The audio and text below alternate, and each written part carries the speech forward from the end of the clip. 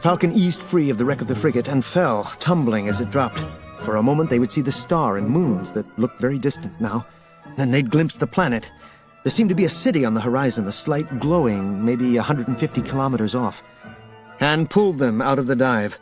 The sky filled with brilliant white light as the frigate crashed, and the Falcon whisked over the treetops for a second, skimmed over a mountain lake, and dipped in under the forest canopy. They skidded through some thick underbrush and came to a jarring halt. Han looked up through the view screen at the tall trees. "Well, this is the place." He shut down the Falcon. "You think we made it?" Leia asked. "Are you sure the Imperials didn't pick us up on their scanners?" "I'm not sure of anything," Han said. "But if Zinj's men follow Imperial procedure, they'll come down here to check out that slag heap of a frigate as soon as it cools. At the very least, we'll need to get out and cover our skid marks, hide the Falcon. Believe me, we got plenty of company coming, and unless you want to throw a picnic for 'em, we'd better get to work." The four of them went down into the hold and got out the camouflage nets. Then they stepped outside. The air here was warmer than Leia had expected, the stars fiercely bright.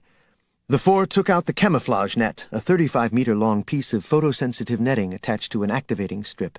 They pulled off the activating strip, then placed the netting over the leafy soil for a minute so that it could take a picture of the ground. Then they flipped the netting right side up and covered the Falcon. Generally, the chameleon-like quality of the netting would hide the ship from even the closest flyover. The little group hid in the Falcon for the rest of the day. Dozens of times during the early morning they heard fighters flying over, skimming the treetops. Early in the afternoon, the fighters apparently gave up the hunt. As the sun began to set, Han got up and stretched. "I'm going to go out and have a look around, make sure that Zinj's men have left." Half an hour later, Leia went out to look for him. She found Han only 100 meters from the ship, standing by the muddy bank of a lake, watching the sun set in a wash of vibrant reds and yellows with muted purples. "Well, I guess this is the end of our first day on Dathomir," he said. "It's been kind of uneventful. Do you love me yet? Are you ready to marry me?" "Oh, please, get off it, Han, and get back here under cover." "It's all right. I have reason to believe that Zinj's troops won't be landing here any time soon." "What could possibly give you that idea?" Han pointed down at the muddy shore of the lake. "They wouldn't want to hang around after dark with these near." Leia stifled a cry. What she had taken to be a mud puddle was, in fact, a footprint made by something incredibly big with 5 toes. The Queen Mother, Ta'achum, had asked Luke to come dine with her and her son aboard her ship, the Star Home. At the dinner table, Isolder sat with his mother and Luke, feeling glum, disappointed. In the course of a few hours, his mother had achieved something that Isolder had found impossible: learn where Han had taken Leia. Now Isolder was waiting for his mother to revel in her victory, make some seemingly inconsequential but pointed remark designed to show the superiority of the female intellect over that of a male.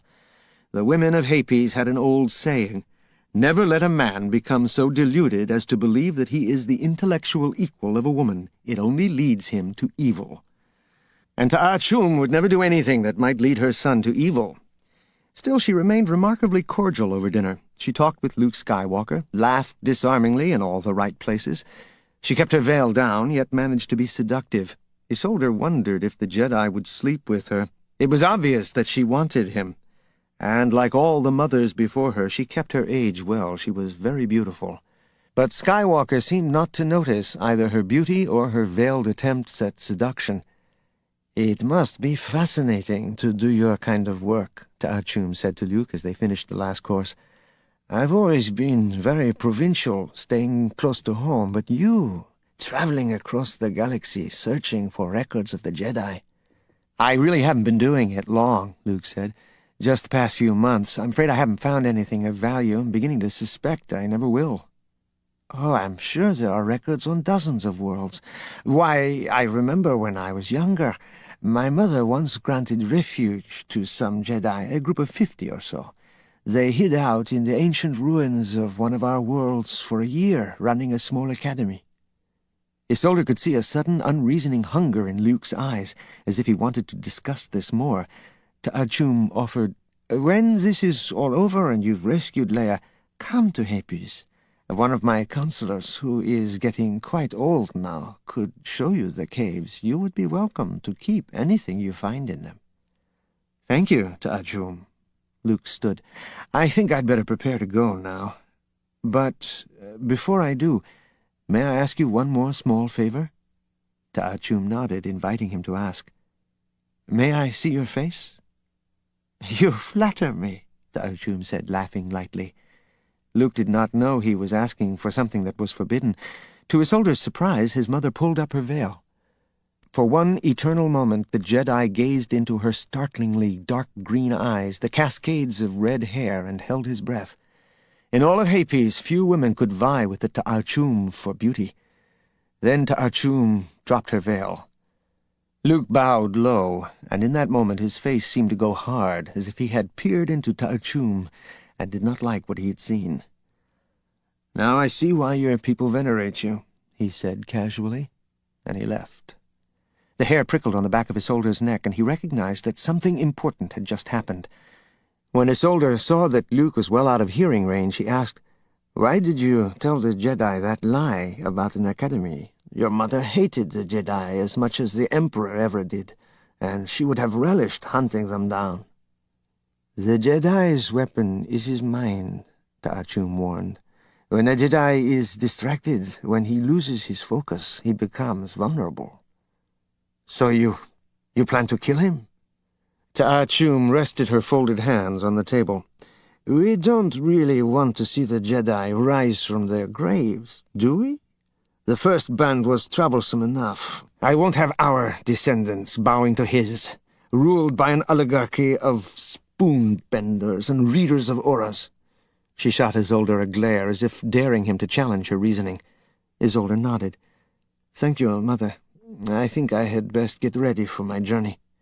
He rose from his chair, hugged his mother, and kissed her through the veil. He knew that he should have left Starhome immediately, headed for his own ship. Instead, he hurried down to the guest docking bay, found Skywalker at his X-Wing fighter preparing to disembark for Dathomir.